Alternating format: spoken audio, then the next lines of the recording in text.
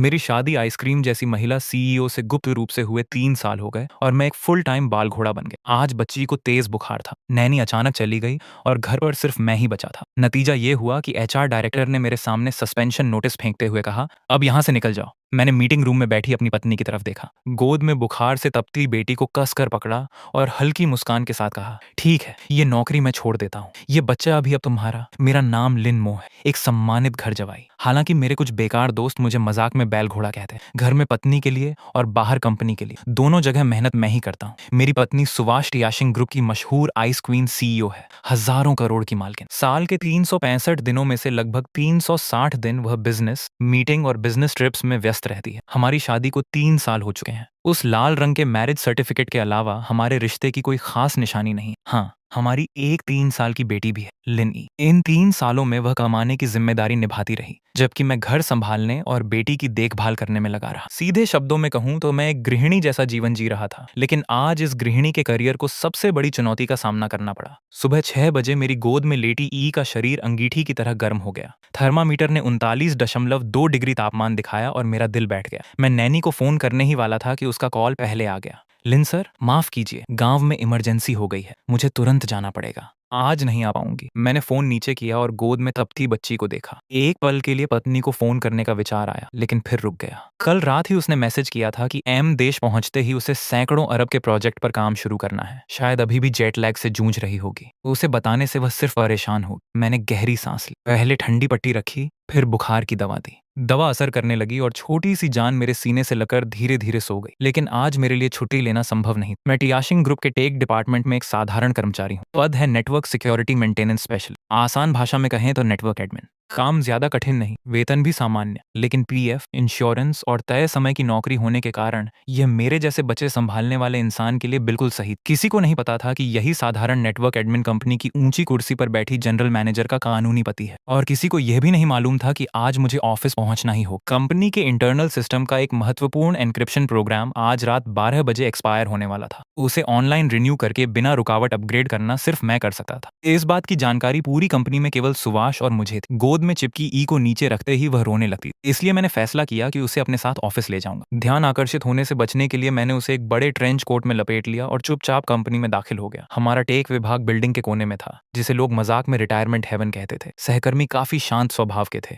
मेरी गोद में कुछ छिपा हुआ देखकर वे बस मुस्कुरा दिए। छोटे लिन, क्या खजाना छिपा रखा है? मैडम का लव लंच? मैं भी मुस्कुरा दिया। मैंने ई को अपने क्यूबिकल के अंदर बने छोटे स्टोरेज कॉर्नर में सुला दिया। मैंने उसे पहले ही एक अस्थायी नर्सरी जैसा बना रखा था। बच्ची काफी शांत थी, शायद बुखार की वजह से उसमें ताकत नहीं बची थी। वह बड़ी बड़ी आंखों से सिर्फ मुझे देखती रही। मेरा दिल थोड़ा भारी हो गया। ई, पापा यहीं हैं, काम खत्म करके तुरंत आते हैं। मैंने उसके माथे पर हाथ फेरा और काम में लग गया। सब कुछ सामान्य चल रहा था। सहकर्मी इधर उधर घूमकर समय बिता रहे थे। मैं कोडिंग कर रहा था और ई चुपचाप सो रही थी। लेकिन यह शांति ज्यादा देर टिकने वाली नहीं। अचानक ऑफिस का दरवाजा जोर से खुला। एक महिला, जिसने फॉर्मल सूट पहन रखा था, गहरा मेकअप किया हुआ था और चेहरे पर साफ तिरस्कार झलक रहा था, 2 लोगों के साथ अंदर चली आई। हमारे विभाग के नरम दिल लीडली भाई तुरंत घबरा गए। अरे चेन डायरेक्टर किस बयार से? चेन पिंग, नई एचआर डायरेक्टर, मोहल्ले भर की चुगलखोर नई झाड़ू। पूरी कंपनी में उसने आते ही हलचल मचा रखी थी। ली भाई की बातों को नजरअंदाज करते हुए उसने पूरे कमरे पर नजर दौड़ाई और उसकी निगाह सीधे मेरे डेस्क पर रखी दूध की बोतल पर जाकर ठहर गई। उसके होठों पर हल्की व्यंग्य भरी मुस्कान उभरी। हाई हील की आवाज के साथ वो मेरे सामने आकर रुकी। तुम्हारा नाम क्या है? मेरे मन में तुरंत बुरा एहसास हुआ। मैं खड़ा हो गया और खुद को शांत दिखाने की कोशिश की। डायरेक्टर चेन, मेरा नाम लिन मो है। उसने ठंडी हंसी हंसते हुए अपनी लाल नेल पॉलिश वाली उंगली मेरी स्क्रीन की तरफ बढ़ाई। लिन मो, ऑफिस के समय में काम करने की बजाय पेरेंटिंग टिप्स पढ़ रहे हो। स्क्रीन पर साफ लिखा था। अगर छोटे बच्चे को बार बार तेज बुखार आए तो क्या करे? मैं कुछ बोल पाता, उससे पहले उसके पीछे खड़े एक कर्मचारी ने मेरे पर्दे से ढके कोने को झटके से खींच दिया। डायरेक्टर चेन, यहाँ तो एक बच्चा भी है। सभी की निगाहें मेरी तरफ उठ गईं। ई अचानक घबरा गई और रोने लगी। मेरा दिल कस गया। मैं जल्दी से उसके पास गया, उसे गोद में उठाया और धीरे धीरे पीठ सहलाने लगा। ई, मत रो, पापा यहीं हैं। चेन पिंग ने बच्ची की ओर देखा। उसके चेहरे पर हैरानी नहीं, बल्कि किसी गलती को पकड़ लेने की संतुष्टि साफ दिखाई दे रही थी। लिनमो, तुम्हारी हिम्मत तो काफी है। कंपनी को क्या समझ रखा है? उसकी ऊंची आवाज से ई और जोर से रोने लगी। मैंने गुस्सा दबा लिया। बहस करने से हालात और बिगड़ सकते थे। मैंने शांत स्वर में कहा, माफ कीजिए, मेरी बेटी को आज तेज बुखार है। घर पर कोई नहीं था, इसलिए मजबूरी में उसे साथ लाना पड़ा। मैं भरोसा दिलाता हूँ कि काम पर कोई असर नहीं पड़ेगा। आज का सबसे जरूरी काम पूरा करके मैं तुरंत निकल जाऊंगा। सबसे जरूरी काम? चेन ऐसे हंसी जैसे कोई मजाक सुन लिया हो। एक नेटवर्क एडमिन का सबसे जरूरी काम क्या होता है? बॉस के कंप्यूटर की धूल साफ करना या सर्वर में एंटीवायरस डालना? उसके साथ आए लोग भी हंस पड़े। टेक विभाग के बाकी लोग चुपचाप सिर झुकाए बैठे रहे। ली भाई कुछ कहना चाहते थे, लेकिन चेन की सख्त नजरों ने उन्हें रोक दी। लिन मो, वजह चाहे जो भी हो, कंपनी के नियम सबके लिए एक जैसे हैं। कर्मचारी नियमावली की धारा 78 के अनुसार ऑफिस एरिया में बाहरी लोगों, खासकर परिवार के सदस्यों को लाना पूरी तरह प्रतिबंधित है। यह गंभीर उल्लंघन है। फिर उसकी आवाज और कठोर हो गई। सुना है टेक डिपार्टमेंट काफी आराम से चलता है। कंपनी का पैसा लेकर मौज करते हो। अच्छा है, आज एक उदाहरण बना देते हैं। मैं समझ गया। उसका असली निशाना मैं नहीं, बल्कि हमारा पूरा टेक विभाग। इसी दौरान एक और व्यक्ति अंदर आया। महंगा सूट, करीने से बनाए बाल और चेहरा ऐसा जिसे मैं कभी भूल नहीं सकता था। वह था झाऊ तियान्यू, टियानशी ग्रुप का वाइस प्रेसिडेंट और सुभाष के सबसे कट्टर चाहने वालों में से एक। पिछले 3 सालों में उसने खुलकर या छिपकर कई बार मुझे हटाने की कोशिश की थी, लेकिन मेरा पद इतना मामूली था कि वह खुद सामने आकर किसी नेटवर्क एडमिन से उलझ नहीं सकता था। आज उसे चेन पेंग के रूप में एक सही मौका मिल गया था। अंदर आते ही उसने बनावटी चिंता जताई। अरे छोटे लिन, तुम इतने लापरवाह कैसे हो सकते हो? कंपनी काम करने की जगह है, यहाँ बच्चा लाना ठीक नहीं। इससे कंपनी की इमेज खराब होती। बोलने के अंदाज में डांट थी, लेकिन आंखों में छिपी खुशी साफ दिखाई दे रही। चेन पिंग को भी सहारा मिल गया। उसने एक फाइल निकाली और मेरे डेस्क पर पटक दी। वह सस्पेंशन नोटिस था। लिन मो, कंपनी के अनुशासन का गंभीर उल्लंघन करने और नकारात्मक प्रभाव डालने के कारण तुम्हें तत्काल प्रभाव से निलंबित किया जाता है। घर जाओ और अपने व्यवहार पर विचार करो। तुम्हारी सीट भी किसी और को दे दी जाएगी। ऑफिस में मौजूद सभी लोग समझ गए कि यह सिर्फ नियमों का मामला नहीं था, इसमें निजी नाराजगी भी शामिल थी। मैंने नोटिस की तरफ देखा, फिर अपनी गोद में बुखार से तपती बेटी को। इन 3 सालों में मैंने इस परिवार और सुभाष के निश्चिंत करियर के लिए बहुत कुछ सहा था। रिश्तेदारों के ताने, झाऊ जैसे लोगों की चालें और दूसरों की गलतफहमियां भी, क्योंकि मुझे लगता था कि इसका कोई बड़ा मतलब है। लेकिन आज मेरी बेटी बीमार थी। मैं सिर्फ चाहता था कि उसे कुछ घंटों के लिए सुरक्षित जगह मिले। क्या यह सच में इतनी बड़ी गलती थी? मैंने चेन के विजयी चेहरे को देखा, फिर झाऊ की मुस्कान पर नजर डाली और अचानक मुझे हंसी आ गई। शायद पहली बार मुझे लगा कि कुछ फैसले बदलने का समय आ गया है। मैं आखिर बचाने की कोशिश किस चीज की कर रहा था? एक ऐसी कंपनी जहां मेरी और मेरी बेटी की कोई जगह नहीं थी। एक ऐसी पत्नी जो सिर्फ काम जानती है, घर परिवार नहीं। गुस्सा एड़ी से सिर तक उछला और मैं खुलकर हंसा। हम सब दंग। चैन की भौहें सिकुड़ गईं। हंस क्या रहे हो? पागल हो गए हो? झांव भी सतर्क होकर मेरी तरफ देखने लगा। मैंने हंसी रोक ली। आंखों में ठंडापन उतर आया। सस्पेंशन की जरूरत नहीं है, इतना कहकर मैंने नोटिस उठाया और डेस्क पर रखी अपनी सारी निजी चीजें, यहाँ तक कि दूध की बोतल भी एक ही झटके में कूड़ेदान में डाल दी। फिर बेटी को गोद में उठाया और सबकी निगाहों के सामने तेज कदमों से बाहर निकल गया। चैन पीछे से चिल्लाई, कहाँ जा रहे हो? मैंने कोई जवाब नहीं, सीधे लिफ्ट में गया और सबसे ऊपर वाले फ्लोर का बटन दबा दिया। सीईओ ऑफिस और स्ट्रैटेजिक बोर्ड मीटिंग रूम। तभी याद आया कि आज सुभाष सभी डायरेक्टर्स के साथ एक बेहद महत्वपूर्ण मीटिंग कर रही है। बहुत बड़ी। अब किसी को अलग से बताने की भी जरूरत नहीं पड़ेगी। ऊपरी मंजिल पर मोटे कालीन बिछे थे और चारों तरफ ऐसी खामोशी थी कि अपनी धड़कन तक सुनाई दे रही। आखिर में भारी नाशपाती लकड़ी के बने विशाल दरवाजे खड़े थे। दोनों ओर बॉडीगार्ड तैनात थे और सामने चीफ सेक्रेटरी लीसा मौजूद। उसने मुझे बच्ची के साथ देखकर हैरानी से कहा, लिन सर, सुमैम अभी टॉप सीक्रेट स्ट्रैटेजी मीटिंग में है। किसी को भी अंदर जाने की अनुमति नहीं है। वह मुझे रोकना चाहती थी, लेकिन मैं बिना रुके आगे बढ़ता रहा। दोनों बॉडीगार्ड भी रास्ता रोकने के लिए आगे आए। उन्हें मेरी पहचान मालूम थी, मगर ड्यूटी आखिर ड्यूटी होती है। मैं ठहर गया, उनकी ओर एक नजर डाली और धीमी मगर ठंडी आवाज में बोला, हटो। दोनों लंबे चौड़े जवान अनजाने में आधा कदम पीछे हट गए। मैं दरवाजे तक पहुंच गया। अंदर से झाऊ तियान्यू की आवाज आ रही। मेरी गोद में पड़ी ई शायद मेरे अंदर के उफान को महसूस कर चुकी थी। उसने हल्की सिसकी ली। पापा पकड़ो। मैंने उसकी पीठ थपथपाई। चलो मम्मा को ढूंढते हैं, फिर घर चलेंगे। इसके बाद मैंने पैर उठाए। लीसा के चीखने से पहले, गार्डों के संभलने से पहले, मैंने पूरी ताकत से उस महंगे दरवाजे पर लात मार दी। धड़ाम। ताला टूट गया और दोनों पल्ले जोर से दीवार से जा टकराए। पूरा मीटिंग रूम एकदम शांत हो गया। लंबी टेबल के दोनों ओर बैठे बोर्ड मेंबर्स जड़ हो गए। किसी के हाथ से पेन गिर गया तो कोई आधा उठकर खड़ा रह गया। मुख्य सीट पर बैठी सुभाष के चेहरे पर पहली बार हैरानी साफ दिखाई दी। प्रोजेक्टर के सामने प्रस्तुति दे रहा झाऊ भी सन्न रह गया। उसके चेहरे पर गर्व, आश्चर्य और गुस्सा एक साथ उभर आए। फिर मुझे पहचानते ही उसने व्यंग्य से कहा, लिनो, तुम पागल हो गए हो। ये स्ट्रैटेजी मीटिंग रूम है। तुम्हें अंदर आने की हिम्मत किसने दी? सिक्योरिटी। सबको लगा जैसे मैं अपना आपा खो चुका हूं, लेकिन मैंने किसी की तरफ ध्यान नहीं दिया। मैं सिर्फ अपनी बुखार से तपती बेटी को गोद में लिए इस सबसे ऊंचे सतह वाले कमरे में चला आया। बोर्ड मेंबर्स मुझे ऐसे देख रहे थे जैसे कोई अनहोनी चीज सामने आ गई हो। मैं झाऊ के पास से गुजरा। उसने मुझे ऐसे घूरा मानो मैं पहले ही हार चुका हूं। मैं सीधे टेबल के सिरे तक पहुंचा। वहां सफेद सूट पहने बैठी महिला, जिसकी मौजूदगी ही लोगों को नजरें झुकाने पर मजबूर कर देती थी, मेरी पत्नी सुभाष थी। वह लिनी की मां भी। उसने मेरी तरफ देखा। उसकी आंखों में उलझन और हल्की नाराजगी झलक रही थी। लिनो, तुम आखिर कर क्या रहे हो? उसकी आवाज हमेशा की तरह ठंडी थी। मैंने सबके सामने उसकी आंखों में देखते हुए साफ शब्दों में कहा, सुभाष। मैंने उसे पत्नी नहीं कहा, मैंने उसे सु जनरल भी नहीं कहा, मैंने सिर्फ उसका नाम लिया। पूरा कमरा फिर से खामोश हो गया। एक मामूली नेटवर्क एडमिन का सीधे सीईओ को नाम लेकर पुकारना सभी के लिए चौंकाने वाली बात थी। सुभाष की आंखें हल्की सिकुड़ गईं। उसे शायद कुछ अंदाजा हो गया था, लेकिन अब काफी देर हो चुकी थी। उसे अभी तक यह एहसास नहीं था कि आज सबके सामने एक ऐसा राज खुलने वाला है जिसकी किसी ने कल्पना भी नहीं की थी। मैं झुका, अपनी सबसे कीमती निधि हमारी बेटी धीरे पर निर्णायक अदा में उसकी बाहों में थमा दी। वो सहज स्वभाव से पकड़ लेती। मैं सीधा हुआ, एक कदम पीछे हटकर दूरी बनाई। मैंने पूरे कमरे पर नजर दौड़ाई। हर तरफ हैरानी, स्तब्धता और उलझन भरे चेहरे थे। फिर मेरी नजर दोबारा उसी पर टिक गई। मैंने पूरी ताकत से वह बात कह दी जो पिछले 3 सालों से मेरे भीतर दबकर रह गई। आज आखिरकार वह बाहर आ ही गई। मैं यह नौकरी नहीं करूंगा, जिसे करनी है वह करे। और यह बच्ची जिसे तुमने जन्म दिया है, आज से तुम्हारी जिम्मेदारी है। इस तरह जिंदगी नहीं चल सकती। इतना कहकर मैं मुड़ गया, पीछे देखे बिना दरवाजे की ओर बढ़ने लगा। कमरे में कफन जैसी खामोशी छा गई थी। मुझे महसूस हो रहा था कि कई निगाहें मेरी पीठ पर गड़ी हुई, हैरानी, संदेह, तिरस्कार और अविश्वास से भरी हुई। बिना पीछे देखे भी मैं सुवाछिन के बिगड़े हुए चेहरे की कल्पना कर सकता था। शायद उसे लग रहा था कि मैं पूरी तरह पागल हो चुका। कोई अचानक मीटिंग रूम में घुसे, सीईओ पर चिल्लाए, बच्ची को उसकी गोद में थमा दे और नौकरी छोड़ने की घोषणा कर दे,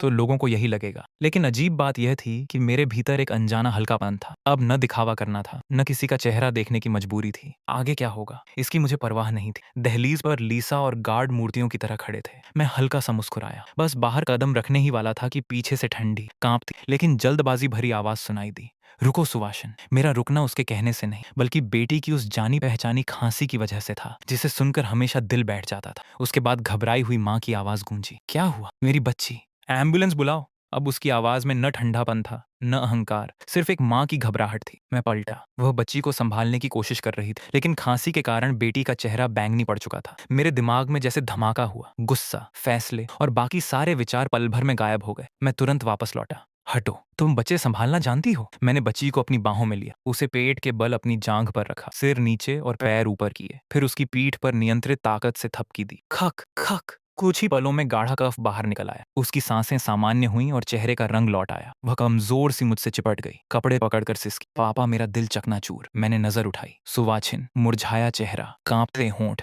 नजर में पश्चाताप, डर और ऐसी असहायता जो मैंने कभी नहीं देखी। कमरा फिर अविश्वास से भर गया। मूवी से भी ज्यादा नाटकीय पागल। कर्मचारी अंदर घुसा, बच्चा थमाया। बच्चा संकट में पागल लौटकर बचा लेता है, यह क्या? झाव के चेहरे पर पहले उन्माद था, फिर उलझन और आखिर में गंभीरता छा गई। वह मूर्ख नहीं था। उसे साफ महसूस हुआ कि मामला सामान्य नहीं है। बीमार बच्ची के लिए सुवाछिन की घबराहट बनावटी नहीं थी, और बच्ची के प्रति मेरे स्वाभाविक लगाव में भी कोई दिखावा नहीं। इससे उसके मन में एक बेचैन कर देने वाला शक जन्म लेने लगा। तभी सुवाछिन संभली। उसने न मुझे देखा, न बच्ची को। उसकी नजर ठंडे इस्पात की तरह पूरे कमरे में घूम। जिस किसी पर भी वह ठहरी, वह अनायास सिर झुका लेता। आखिर में उसकी 2 बर्फीली निगाहें एचआर डायरेक्टर चेन पिंग और वाइस प्रेसिडेंट झाऊ तियान्यू पर टिक गईं। कोई मुझे बताएगा? आवाज ऊंची नहीं थी, लेकिन सीधे हड्डियों तक चुभ रही थी। अभी यहाँ क्या हुआ? मेरा पति हमारी तेज बुखार से तपती बेटी को लेकर यहाँ क्यों आया, और उसे सस्पेंड क्यों किया गया? मेरा पति, हमारी बेटी। ये खुलासा किसी धमाके से कम नहीं था। कमरे में मौजूद लोगों के चेहरे बदल गए, खासकर झाव और चेन के। झाव का चेहरा कागज जैसा सफेद पड़ गया, माथे पर पसीना छलक आया और शरीर हल्का कांपने लगा। चेन के चेहरे से भी सारा रंग उड़ चुका था। अब उसे समझ आया कि जिस इंसान को उसने आसान निशाना समझा था, वह कोई साधारण कर्मचारी नहीं, बल्कि इस साम्राज्य के शीर्ष पर खड़े व्यक्ति का पति था। यह दीवार नहीं, पूरा पहाड़ था। कमरा शांत हो गया। बस मेरी बच्ची की हल्की सिसकियां सुनाई दे रही थी। सुवाछिन की नजर अब भी झाव और चेन पर पिन की तरह गड़ी हुई थी। झाव पुराना खिलाड़ी था, सबसे पहले संभला। उसने जबरन मुस्कुराते हुए कहा, सु मैम, ये गलत फहमी है, बहुत बड़ी गलत फहमी। हमें नहीं पता था कि लिन सर आपके पति हैं। अगर पता होता तो 100 जान देकर भी ऐसा नहीं करते। इतना कहकर उसने चेन की तरफ इशारा किया। चेन भी होश में लौटा, मानो अभी घुटनों के बल गिर पड़ेगा। हाँ सु मैम, गलती हो गई। मेरी आंखें अंधी थी, मैं पहाड़ को पहचान नहीं पाया। मुझे नहीं पता था कि वो पति शब्द उसके गले में ही अटक गया। सुवाछिन हल्के से हंसी, लेकिन उस हंसी ने कमरे का तापमान और नीचे गिरा दिया। गलत फहमी? मेरे पति कौन है ये नहीं जानते तो किसी का भी अपमान करोगे? मेरी बेटी कौन है ये नहीं जानते तो उसे तेज बुखार में यूं ही छोड़ दोगे, और उसके पिता को कंपनी से निकाल दोगे? यही है तुम्हारी मैनेजमेंट? हर सवाल के साथ झाव और चेन के चेहरे और बदरंग होते गए। आखिरकार चेन टूट गया।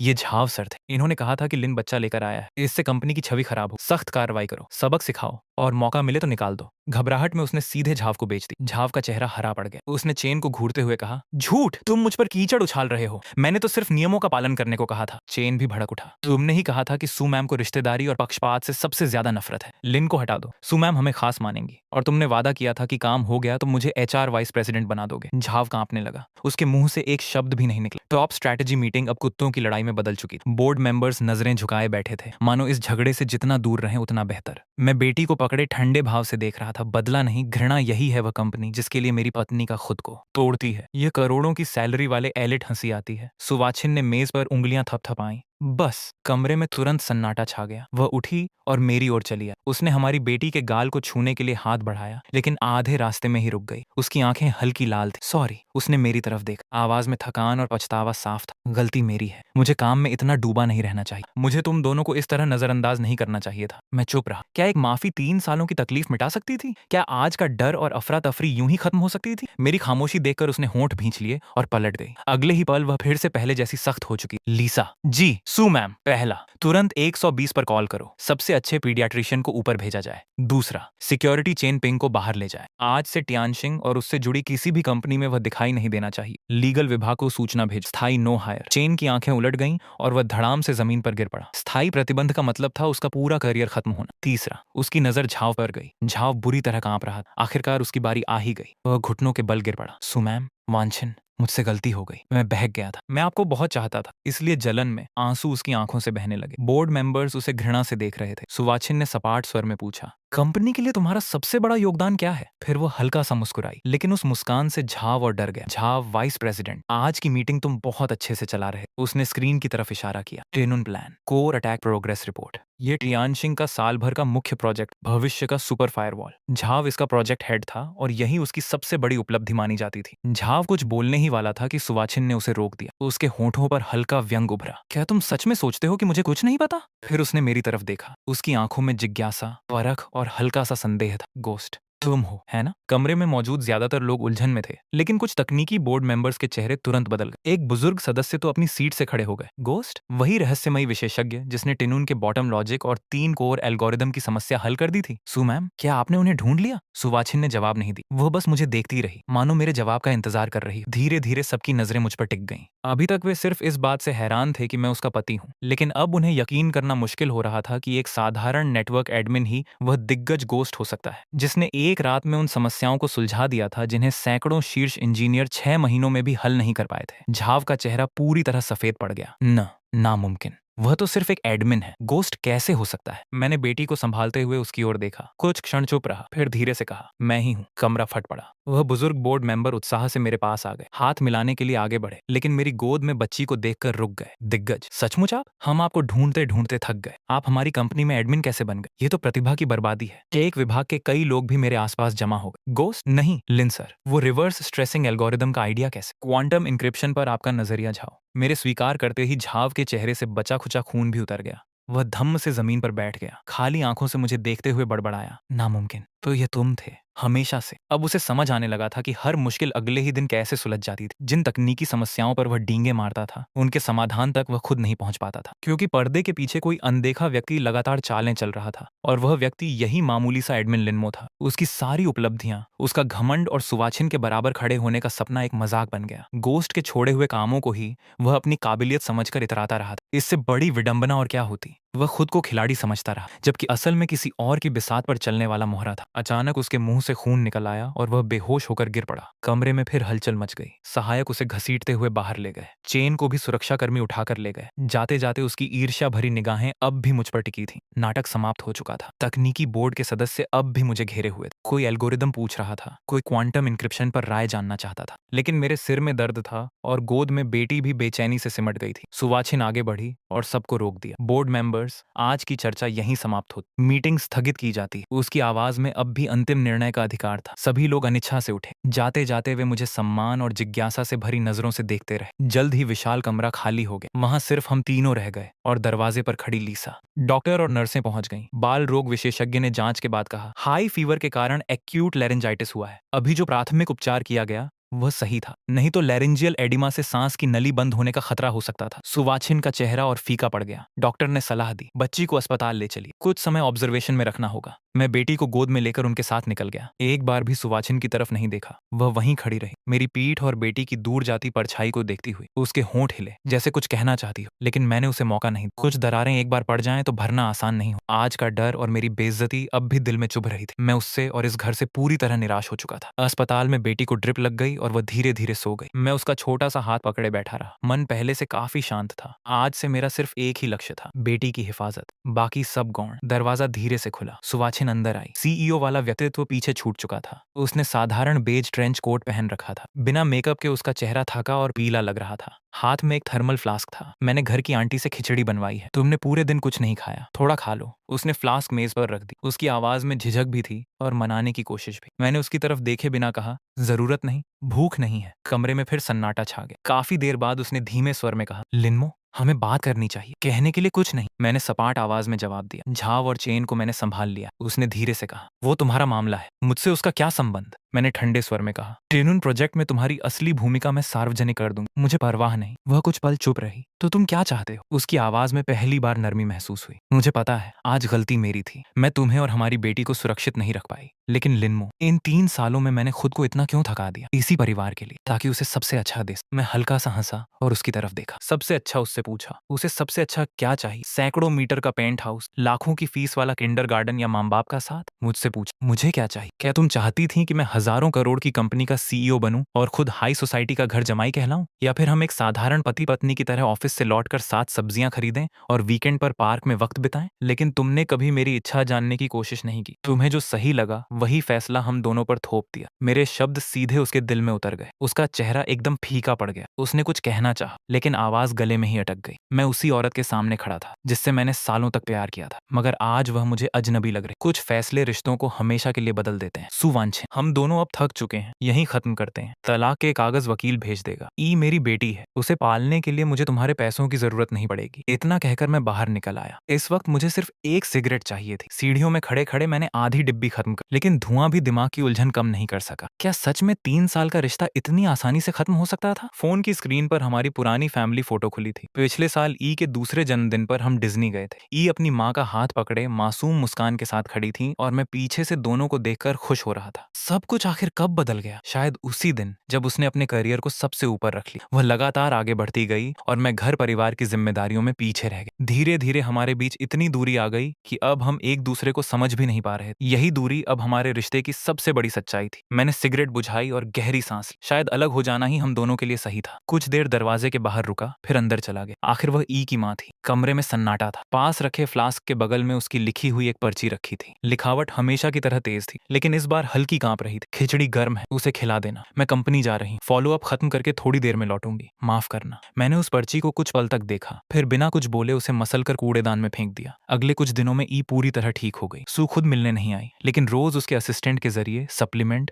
खिलौने और कपड़े भेजती रही। मैं समझ गया कि यही उसका माफी मांगने का तरीका था, लेकिन मैंने हर सामान वापस भिजवा दिया। 1 हफ्ते बाद हमें अस्पताल से छुट्टी मिल गई। मैं उस आलीशान पेंट हाउस में नहीं लौटा। ई को लेकर सीधे अपने पुराने किराए के छोटे फ्लैट में आ गया। 2 कमरे और एक छोटा सा हॉल था, लेकिन वहीं मुझे अपनेपन का एहसास होता था। सब कुछ व्यवस्थित करने के बाद मैंने वकील से तलाक के कागज तैयार करवाए। मैं उन्हें भेजने ही वाला था कि तभी एक अनजान नंबर से फोन आया। हेलो, क्या मैं मिस्टर लिन से बात कर रही हूँ? दूसरी तरफ एक सख्त महिला की आवाज थी। मैं एंजेला हूँ, फाल्कन कैपिटल की चीफ हेडहंटर। हमारे पास आपके लिए एक बेहतरीन ऑफर है, क्या आप सुनना चाहेंगे? मैं हैरान रह गया। 3 साल तक एक साधारण एडमिन की नौकरी करने वाले इंसान के लिए हेडहंटर? शायद आपने गलत नंबर मिला दिया है। महिला हल्का मुस्कुराई। लिन सर, या फिर कहूँ गोस्ट सर। मेरी आंखें सिकुड़ गईं। हमारे बॉस लंबे समय से आपकी तलाश कर रहे हैं। 8 अंकों की सालाना सैलरी, ओरिजिनल स्टॉक ऑप्शन और सीटीओ की पोस्ट आपका इंतजार कर रही है। इतना बड़ा प्रस्ताव मिलने के बाद भी मेरा जवाब नहीं बदला। माफ कीजिए, फिलहाल नौकरी बदलने का कोई इरादा नहीं। अभी मेरी पहली प्राथमिकता मेरी बेटी है। महिला तुरंत बोली। जल्दबाजी मत कीजिए, काम का समय और जगह आप खुद तय करेंगे। घर से काम करना भी स्वीकार होगा। आपकी बेटी की पढ़ाई, इलाज और दुनिया के बेहतरीन डॉक्टरों का पूरा खर्च कंपनी उठाएगी। उसकी बात सुनकर मैं सोच में पड़ गया। पैसों से ज्यादा मुझे अपनी आजादी और ई का भविष्य महत्वपूर्ण लगा। मैं इस बारे में सोचकर बताऊंगा। फोन रखते ही मैं गहरी सोच में डूब गया। तभी डोरबेल बजी। मुझे लगा कोई डिलीवरी हो। दरवाजा खोला तो मैं वहीं ठिठक गया। सामने सू खड़ी थी। साधारण कपड़े, बिखरे बाल, चेहरे पर थकान और आंखों में बेबसी साफ दिखाई दे रही थी। उसकी बाहों में सोती हुई ई थी। मैं तुरंत बेडरूम की तरफ भागा। बिस्तर खाली था। तभी समझ आया कि जब मैं फोन पर बात कर रहा था,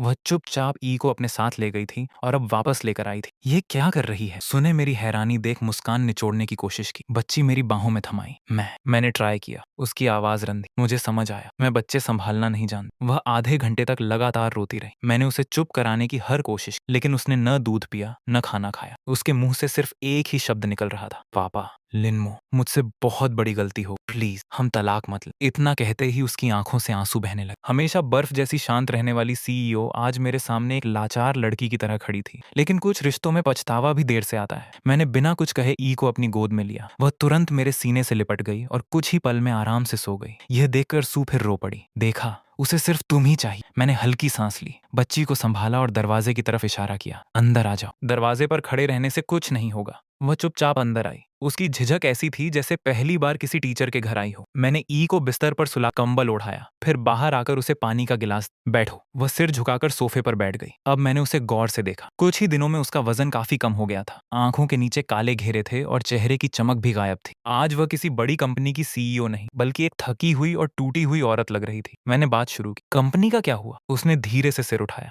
झाऊ के खिलाफ गबन और डेटा चोरी के सारे सबूत मिल गए। मामला कानून के हवाले कर दिया है। पूरी इंडस्ट्री ने उसे ब्लैकलिस्ट कर दिया। फिर दोनों के बीच कुछ देर तक खामोशी छाई रही। थोड़ी देर बाद उसने धीमी आवाज में कहा, लिनमो, मैंने तलाक का ड्राफ्ट देख लिया। मैं उस पर साइन नहीं करूंगी। मैं शांत स्वर में बोला, सू, सिर्फ झाऊ के हट जाने से हमारी सारी समस्याएं खत्म नहीं हो जाएंगी। क्यों नहीं? उसने तुरंत पूछा। मैं बदल सकती हूँ, कम काम करूंगी, बच्ची का ध्यान रखना सीखूं, खाना बनाना भी सीख लूं। बस मुझे एक मौका दे दो। उसकी बात सुनकर मैं कुछ पल चुप रहा। मैं जानता था कि उसका असली स्वभाव काम करना है। उसे जबरदस्ती घर में बांध देना उसके लिए सजा से कम नहीं। ऐसा मत करो। तुम होम मेकर बनने के लिए नहीं बनी हो, और मैं नहीं चाहता कि मेरी वजह से तुम अपनी पहचान खो दो। उसने बेबस होकर मेरी तरफ देखा। तो फिर मैं क्या करूं लिनमो? मैं तुम्हारे बिना नहीं रह सकता, और ई के बिना भी नहीं। उसकी आंखों में पहली बार सच्ची घबराहट दिखाई दे रही। तभी मेरा फोन फिर बज उठा। वही हेडहंटर का कॉल था। मैं उसे काटने ही वाला था, लेकिन पता नहीं क्यों इस बार कॉल रिसीव कर लिया और स्पीकर ऑन कर दिया। लिन सर, उम्मीद है आपने सोच लिया होगा। सू की नजर तुरंत मेरे फोन पर टिक गई। मैं बोला,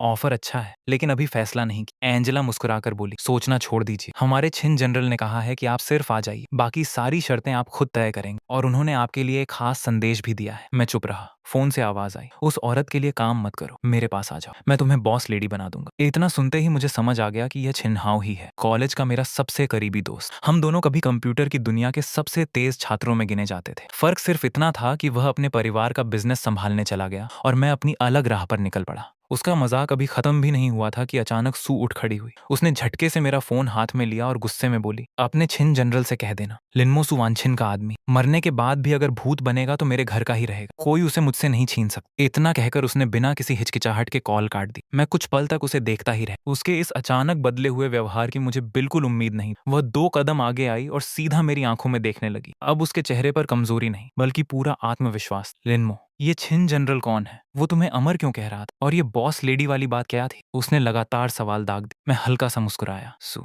अभी तो हम तलाक की बात कर रहे थे। उसने तुरंत बीच में टोका, जब तक तलाक नहीं हुआ तुम कानूनी तौर पर मेरे पति हो, इसलिए तुम्हारे बारे में जानने का पूरा हक मुझे है। उसकी बात सुनकर मैं मुस्कुरा दी। ठीक है, बताता हूँ। छिनहाओ मेरा कॉलेज का सबसे अच्छा दोस्त। हम दोनों एक दूसरे को मजाक में अमर कहते हैं, और जहां तक बॉस लेडी की बात है, मैं हंस पड़ा। वह तो बस मजाक कर रहा था। मतलब छिनहाओ एक मर्द है, सुजड़ मर्द। हाँ, मर्द। उसका चेहरा गर्जन से बिल्ली, गाल लाल। ओ, ऐसा नजरें चंचल मुझसे ना मिलती, हाथों के ठिकाना नहीं। मैं हल्का सा हंस पड़ा और जानबूझकर उसे छेड़ते हुए बोला, क्या हुआ सू जनरल, इतनी निराश क्यों हो? कहीं तुम्हें लगा तो नहीं कि तुम्हारा पति इतना आकर्षक है कि जेंडर भी उसके लिए मायने नहीं रखता? क्या बकवास कर रहे हो? उसने मुझे घूर कर देखा, लेकिन इस बार उसकी नाराजगी भी पहले जैसी ठंडी नहीं। उसके चेहरे पर हल्की सी शर्म और झेप साफ नजर आ रही। मुझे याद ही नहीं था कि आखिरी बार मैंने उसे इस तरह शर्माते और बहस करते कब देखा था। सीईओ बनने के बाद वह हमेशा गंभीर, सख्त और भावनाओं से दूर रहती थी, लेकिन इस वक्त मेरे सामने वही कॉलेज वाली सू बैठी थी, जिसके गाल शर्म से लाल हो जाते थे। शायद वक्त ने उसे बदला था, लेकिन पूरी तरह नहीं। मेरा मन भी धीरे धीरे शांत होने लगा।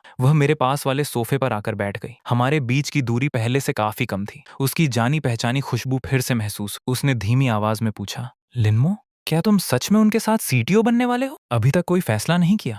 उसने तुरंत कहा, मत जाओ प्लीज, टियानशिंग वापस आ जाओ, मैं नया डिपार्टमेंट बनाऊंगी, तुम उसके हेड बन जाना, या चाहो तो पूरी टेक टीम तुम्हारे हवाले कर दूंगी। मैंने शांत होकर सिर हिलाया। सु, अब मैं तुम्हारे लिए काम नहीं करना चाहता। उसकी आंखों की चमक एक पल में फीकी पड़ गई। मैंने उसकी तरफ देखा और मुस्कुराते हुए कहा, लेकिन अगर तुम मेरे लिए काम करने को तैयार हो तो मैं जरूर सोच सकता हूँ। वह हैरान होकर मुझे देखने लगी। क्या मतलब, मैं तुम्हारे लिए काम करूँ? हाँ, मैं मुस्कुराया। तुम अपनी नौकरी छोड़ दो और मेरी नई कंपनी में आ जाओ। मैं चेयरमैन रहूंगा और तुम सीईओ। कैसा रहेगा? मुझे पूरा यकीन था कि वह इसे मजाक समझे। आखिर हजारों करोड़ की कंपनी की सीईओ अपनी कुर्सी छोड़कर एक नई स्टार्टअप में क्यों आएगी? लेकिन उसका जवाब मेरी उम्मीद से बिल्कुल अलग था। उसने कुछ सेकंड तक गंभीर होकर सोचा, फिर बिना झिझक सिर हिला दी। ठीक है। मैं कुछ पल तक उसे देखता रह। सच में? मेरे चेहरे का हैरानी भरा भाव देखकर वह हल्का सा मुस्कुराई। ऐसा लगा जैसे लंबे समय बाद उसके चेहरे पर सच्ची मुस्कान लौटी हो। हाँ ठीक है। फिर उसने धीरे से मेरा हाथ पकड़ लिया। उसके हाथ ठंडे थे, लेकिन पकड़ पहले से कहीं ज्यादा मजबूत थी। लिनमो, तुम सही थे। मुझे किसी की बॉस लेडी नहीं बनना। वह मेरी आंखों में देखते हुए बोली, मैं सिर्फ तुम्हारी पत्नी बनना चाहती हूँ, और ई की माँ। उसकी आवाज में इस बार कोई झिझक नहीं थी। अगर तुम नई कंपनी शुरू करोगे तो मैं भी तुम्हारे साथ मिलकर उसे खड़ा करूंगी, जैसे कॉलेज के दिनों में हम साथ काम किया करते थे। उसने हल्की मुस्कान के साथ कहा, आज से मैं सुवांशिन तुम्हारे लिए काम करूंगी। मेरा बॉस सिर्फ तुम। उसकी आंखों में पहली बार प्यार और भरोसा एक साथ दिखाई दे रहे थे। मैं उसे बस देखता रह गया। दिल की धड़कन फिर तेज होने लगी। मैं फिर से उसी पर फिसल रहा हूँ, और ये बार जानबूझकर। लेकिन मैंने अपने दिल की बात चेहरे पर नहीं आने दी। सू अब भी मेरा हाथ पकड़े खड़ी थी। उसकी आंखों में पहली बार किसी सीईओ का घमंड नहीं, बल्कि एक पत्नी की सच्ची उम्मीद दिखाई दे रही थी। मैंने धीरे से उसका हाथ छोड़ा। सू, जो बातें आज तुम कह रही हो, काश 3 साल पहले कह दी होती। उसने बिना पलक झपकाए मेरी तरफ देखा। देर से समझी हूँ, लेकिन इस बार सच में समझी। कमरे में कुछ पल के लिए खामोशी छा गई। तभी ई ने नींद में करवट बदली और धीमे से बुदबुदाई, मम्मा, पापा। हम दोनों एक साथ उसकी तरफ देखने लगे। सू के होठों पर अपने आप मुस्कान आ गई। मैंने धीरे से ई के ऊपर कंबल ठीक किया और वापस मुड़ गया। सू, भरोसा टूटने में एक पल लगता है, लेकिन उसे जोड़ने में बहुत वक्त लगता है। उसने सिर झुका लिया। मैं इंतजार करूंगी, जितना समय लगे उतना। उसका जवाब सुनकर मैं हैरान नहीं हुआ, लेकिन पहली बार लगा कि वह सिर्फ कह नहीं रही, सच में बदलना चाहती। कभी कभी सबसे मुश्किल काम माफी मांगना नहीं, बल्कि बदल कर दिखाना होता है। मैंने घड़ी की तरफ देखा। देर हो गई है, तुम आज यहीं रुक जाओ, सुबह चली जाना। सू ने हल्के से सिर हिला दिया। उस रात हम दोनों ने ज्यादा बात नहीं की। मैं ई के पास बैठा रहा और सू गेस्ट रूम में चली गई। सुबह हमेशा की तरह ई सबसे पहले जाग गई। वह दौड़ते हुए मेरे पास आई और मेरा हाथ पकड़कर सीधे गेस्ट रूम तक ले गई। दरवाजा खुला। सू अभी भी सो रही थी। ई बिना कुछ सोचे उसके बिस्तर पर चढ़ गई और उसकी गर्दन से लिपट गई। मम्मा, उठो। सू की आंख खुली तो सबसे पहले उसने अपनी बेटी को देखा, फिर उसकी नजर मुझ पर पड़ी। कई दिनों बाद उसके चेहरे पर बिना किसी बनावट वाली मुस्कान दिखाई दी। ई ने हमारा हाथ पकड़कर खींचना शुरू कर दिया। ब्रेकफास्ट। मैं और सू एक दूसरे को देखकर हल्का सा मुस्कुरा दिए। कुछ ही देर बाद हम तीनों छोटी सी डाइनिंग टेबल पर बैठे थे। सू ने पहली बार खुद चाय बनाने की कोशिश की। पहला कप इतना कड़वा बना कि ई ने एक घूंट लेते ही मुंह बना लिया। मैं हंस पड़ा। सू ने शर्माते हुए कप अपनी तरफ खींच लिया। ठीक है, अगली बार बेहतर बनाऊंगी। घर का माहौल धीरे धीरे पहले से हल्का होने लगा था। इतने में उसका फोन बज उठा। स्क्रीन पर कंपनी के बोर्ड का कॉल था। उसने कुछ सेकंड फोन को देखा, फिर कॉल काट दी। मैंने पूछा, उठाओगी नहीं? उसने शांत आवाज में जवाब दिया, आज नहीं, आज का दिन सिर्फ ई के लिए। यह सुनकर मैं कुछ पल चुप रह गया। पुरानी सू ऐसा फैसला कभी नहीं लेती। करीब 10 मिनट बाद फिर वही कॉल आया। इस बार उसने रिसीव। दूसरी तरफ से घबराई हुई आवाज आई, मैडम, बोर्ड की इमरजेंसी मीटिंग शुरू होने वाली है, सभी आपका इंतजार कर रहे हैं। सू कुछ सेकंड चुप रही, फिर बोली, मैं आ रही हूं। कॉल खत्म हुआ। उसने ई के सिर पर हाथ फेरा, फिर मेरी तरफ देखा। मैं आज सब कुछ साफ कर दूंगी। मैंने सिर्फ इतना कहा, जो भी फैसला लेना, बिना किसी दबाव के लेना। उसने हल्की मुस्कान के साथ सिर हिलाया। दरवाजे तक पहुंचकर वह अचानक पीछे मुड़ी और बोली, लिनमो, इस बार मैं तुम्हें निराश नहीं करूंगी। इतना कहकर वह चली गई। मैं खिड़की के पास खड़ा उसकी जाती हुई कार को देखता रहा। मुझे नहीं पता था कि कंपनी पहुंचते ही उसका सामना सिर्फ बोर्ड ऑफ डायरेक्टर्स से नहीं, बल्कि एक ऐसे फैसले से होने वाला था जो हम तीनों की जिंदगी हमेशा के लिए बदल सकता था। टियानशिंग ग्रुप के कॉन्फ्रेंस रूम में सभी डायरेक्टर्स पहले से मौजूद थे। माहौल पहले से कहीं ज्यादा गंभीर था। जैसे ही सू अंदर आई, सभी की नजरें उसी पर टिक गईं। सबसे वरिष्ठ डायरेक्टर ने सबसे पहले चुप्पी तोड़ी। मैडम, हमें खबर मिली है कि आप इस्तीफा देने वाली हैं। क्या ये सच है? सू कुछ पल शांत रही, फिर उसने बिना घुमाए फिराए जवाब दिया, हाँ, मैं इस्तीफा देना चाहती। उसके इतना कहते ही पूरे कमरे में हलचल मच गई। मैडम, ऐसा मत कीजिए, कंपनी को आपकी जरूरत है। मार्केट में पहले ही अफवाहें फैल चुकी। हर तरफ से आवाजें आने लगी। सू ने हाथ उठाकर सबको शांत किया। मैंने पिछले 3 साल सिर्फ कंपनी के बारे में सोचा, लेकिन उसी दौरान मैं अपने परिवार से दूर होती चली गई। अब मैं वही गलती दोबारा नहीं दोहराना चाहती। कमरे में फिर सन्नाटा छा गया। तभी एक डायरेक्टर अपनी सीट से खड़ा हुआ। अगर आपकी वजह परिवार है तो हम आपकी जिम्मेदारियां कम कर देते हैं, लेकिन इस्तीफा मत दी। सू ने हल्की मुस्कान के साथ सिर हिला दिया। मुद्दा जिम्मेदारियों का नहीं, मेरी प्राथमिकताओं का है। यह सुनकर कोई भी उसे जवाब नहीं दे पाया। इसी बीच मीटिंग रूम का दरवाजा खुला। अंदर कंपनी का लीगल एडवाइजर तेजी से आया। मैडम, अभी अभी खबर मिली है, कई बड़ी कंपनियां हमारी स्थिति पर नजर रखे हुए हैं। अगर आपके इस्तीफे की पुष्टि हुई तो शेयर मार्केट पर बड़ा असर पड़ सकता है। सू ने गहरी सांस ली। वह पहले से इस स्थिति का अंदाजा लगा चुकी थी। सिर्फ एक फैसला और करोड़ों का कारोबार प्रभावित हो सकता था। कुछ देर सोचने के बाद उसने कहा, मेरा इस्तीफा आज लागू नहीं होगा। सभी ने राहत की सांस ली, लेकिन अगले ही पल उसने अपनी बात पूरी की। मैं बोर्ड को 3 महीने का समय देती हूँ। इस दौरान नया सीईओ चुना जाएगा। उसके बाद मैं आधिकारिक रूप से पद छोड़ दूंगी। कमरे में बैठे सभी लोग एक दूसरे का चेहरा देखने लगे। उन्हें समझ आ गया कि इस बार सू अपना फैसला बदलने वाली नहीं। उधर मैं ई के साथ घर पर बैठा था। वह रंगीन पेंसिलों से चित्र बना रही। कुछ देर बाद वह दौड़कर मेरे पास आई। पापा देखो। मैंने कागज हाथ में लिया। उसने 3 लोगों का चित्र बनाया। बीच में वह खुद थी। एक तरफ मैं था, दूसरी तरफ सू। हम तीनों के हाथ जुड़े हुए थे। मैं कुछ पल तक उस चित्र को देखता रहा। बच्चों की छोटी छोटी बातें भी कभी कभी सबसे बड़ा जवाब दे देती हैं। मैंने मुस्कुराकर ई के सिर पर हाथ फेरा। तभी मेरा फोन बजा। स्क्रीन पर एक अनजान नंबर था। हेलो। दूसरी तरफ से परिचित आवाज आई। अमर, मुझे उम्मीद थी कि तुम फोन उठाओगे। मैं हल्का सा मुस्कुराया। छिनहाओ, अब क्या नया प्लान है? वो हंस पड़ा। प्लान नहीं, निमंत्रण है। किस बात? कल सुबह मेरे ऑफिस आ जाओ। मैं तुम्हें किसी से मिलवाना चाहता हूँ। मैंने पूछा, इतना जरूरी क्या है? छिनहाओ की आवाज इस बार गंभीर हो गई। तुम्हारे भविष्य से जुड़ी बात है, और शायद सू वांछिन के भविष्य से भी। ये सुनते ही मेरे चेहरे की मुस्कान गायब हो गई। ठीक है, मैं आ जाऊं। फोन कट गया। मैं कुछ देर तक स्क्रीन को देखता रहा। छिनहाओ मुझे बेवजह कभी नहीं बुलाता था। इसका मतलब कल होने वाली मुलाकात सिर्फ एक बिजनेस मीटिंग नहीं होने वाली। अगली सुबह मैं समय पर छिनहाओ के ऑफिस पहुंच गया। जैसे ही रिसेप्शन पर अपना नाम बताया, स्टाफ बिना कोई सवाल पूछे मुझे सबसे ऊपर वाले फ्लोर तक ले गया। दरवाजा खुला तो छिनहाओ पहले से मेरा इंतजार कर रहा था। मुझे देखते ही वो हंस पड़ा। अमर, तुम आज भी पहले की तरह समय के पक्के हो। मैं भी मुस्कुरा दिया। अब बताओ, इतनी जल्दी क्यों बुलाया? उसने मजाक छोड़ते हुए मेरे सामने एक फाइल रख दी। इसे पहले देखो। मैंने फाइल खोली। उसमें टियानशिंग के पिछले 3 साल के बिजनेस डेटा, मार्केट रिपोर्ट और कुछ गोपनीय दस्तावेज। मैंने भौहें सिकोड़ ली। ये सब मुझे क्यों दिखा रहे हो? छिनहाओ कुर्सी पर टिक गया। क्योंकि कोई टियानशिंग को बाहर से नहीं, अंदर से कमजोर कर रहा। मैंने तुरंत उसकी तरफ देखा। झाऊ तो जेल में है, हाँ, लेकिन उसके लोग अभी भी बाहर हैं। उसने एक नाम पर उंगली रखी। इनमें से किसी एक ने कंपनी की गोपनीय जानकारी लगातार बाहर पहुंचाई है। मैं कुछ देर तक फाइल देखता रहा। अगर यह सच था तो सू मुश्किल में थी। छिनहाओ ने मेरी तरफ देखा। मैंने ये बात अभी तक किसी को नहीं बताई, यहाँ तक कि सू वांछिन को भी नहीं। क्यों? क्योंकि बिना सबूत के कहना बेकार है। उसने आगे झुकते हुए कहा, लेकिन मुझे तुम्हारी मदद चाहिए। मैंने बिना सोचे जवाब दिया, मैं अब टियानशिंग का कर्मचारी नहीं, मुझे कर्मचारी नहीं। वह मुस्कुराया। कोस्ट चाहिए। कॉलेज के दिनों में लोग मुझे इसी नाम से जानते थे। कई सालों बाद किसी के मुंह से वह नाम सुनकर पुरानी यादें ताजा हो गईं। कुछ हुनर चाहे जितने साल छिपे रहें, कभी खत्म नहीं होते। मैंने फाइल बंद कर दी। अगर मेरी वजह से सू या कंपनी को फायदा हो सकता है तो मैं मदद करूंगा, लेकिन एक शर्त है। बोलो।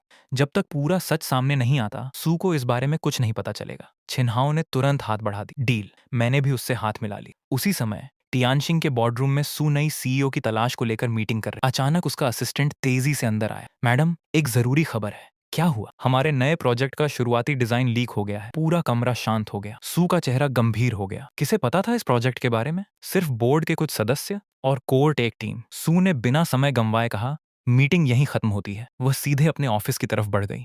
उसे अभी तक अंदाजा नहीं था कि उसी समय मैं और छिनहाओ उस गद्दार तक पहुंचने की पहली तैयारी शुरू कर चुके थे, और हमारी जांच का पहला निशाना कंपनी के अंदर बैठा वही शख्स बनने वाला था जिस पर किसी को जरा भी शक नहीं। मैं और छिनहाओ सीधे उसकी प्राइवेट टेक लैब पहुंचे। वहां सिर्फ हम दोनों मौजूद। उसने एक लैपटॉप मेरी तरफ बढ़ाया। अमर, पिछले 3 महीनों का पूरा सर्वर रिकॉर्ड यहीं है। मैंने बिना कुछ कहे स्क्रीन पर नजर दौड़ानी शुरू। कुछ देर तक सब सामान्य दिखाई दिया। फिर एक छोटी सी बात ने मेरा ध्यान खींच लिया। हर बार डेटा लीक होने से कुछ मिनट पहले एक ही यूजर आईडी सिस्टम में लॉगिन होती थी, लेकिन अजीब बात यह थी कि वह आईडी हर बार अलग अलग कर्मचारियों के नाम से इस्तेमाल की गई थी। मैंने कुर्सी से पीछे होते हुए कहा, जिसने भी यह किया है वह अपनी पहचान छिपाना अच्छी तरह जानता है। छिनहाओ ने पूछा, मतलब अंदर का ही कोई आदमी है? मैंने सिर हिलाया। हाँ, और इतना अनुभवी कि किसी को उस पर शक भी न हो। कुछ देर बाद मैंने एक और फाइल खोली। इस बार मामला और दिलचस्प था। लीक हुआ डेटा सीधे किसी दूसरी कंपनी तक नहीं पहुंचा था। पहले उसे कई अलग अलग सर्वरों से घुमाया गया था ताकि असली मंजिल छिपी रहे। मैं हल्का सा मुस्कुराया। काफी समझदार खिलाड़ी। छिनहाओ भी मुस्कुराया, लेकिन गोस्ट से ज्यादा नहीं। पुरानी टीम वर्क फिर से लौटती हुई महसूस हो रही थी। उधर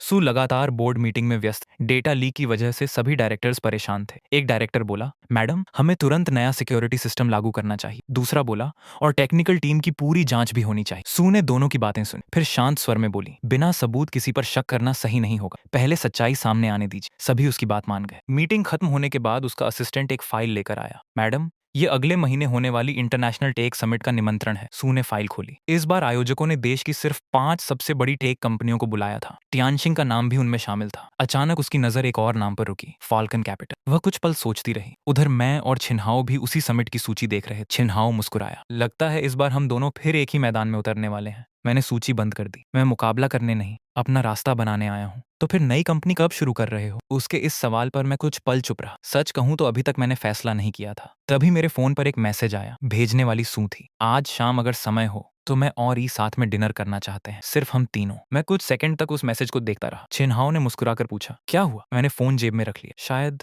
आज पहली बार हम परिवार की तरह एक ही टेबल पर बैठने वाले हैं। मुझे नहीं पता था कि वही डिनर हमारे रिश्ते की नई शुरुआत का पहला कदम बनने वाला था। शाम ठीक 7 बजे मैं ई को लेकर रेस्टोरेंट पहुंचा। कुछ ही मिनट बाद सू भी वहां आ गई। आज उसने न ऑफिस वाला सख्त लुक अपनाया था और न ही महंगे बिजनेस सूट पहने थे। साधारण कपड़ों में वह पहले से कहीं ज्यादा सहज लग रही थी। ई दोनों का हाथ पकड़कर अंदर ले गई। जैसे ही खाना आया, ई ने अपनी प्लेट से एक छोटा सा निवाला उठाया और पहले मेरी तरफ बढ़ाया, फिर वही निवाला सू की तरफ। हम दोनों एक दूसरे को देखकर हल्का मुस्कुरा दिए। सू ने धीमी आवाज में कहा, शायद ई हम दोनों से ज्यादा समझदार है। मैंने जवाब नहीं दिया, लेकिन उसकी बात गलत भी नहीं। कुछ देर तक तीनों बिना किसी बहस के साथ बैठे रहे। काफी समय बाद ऐसा लग रहा था कि हम फिर से एक परिवार की तरह एक ही मेज पर हैं। लेकिन तभी सू के फोन पर एक मैसेज आया। मैसेज पढ़ते ही उसके चेहरे की मुस्कान धीरे धीरे गायब हो गई। उसने फोन मेरी तरफ बढ़ाया। स्क्रीन पर सिर्फ एक लाइन लिखी थी, कल होने वाली इंटरनेशनल टेक समिट में तुम्हें एक ऐसा सच पता चलेगा जिसकी तुमने कल्पना भी नहीं की होगी। टारगेट जल्दी पूरा करें। आपका हर सहयोग हमें आगे बढ़ने की ताकत देता है। टारगेट पूरा होते ही अगले पार्ट की तैयारी शुरू कर दी जाएगी।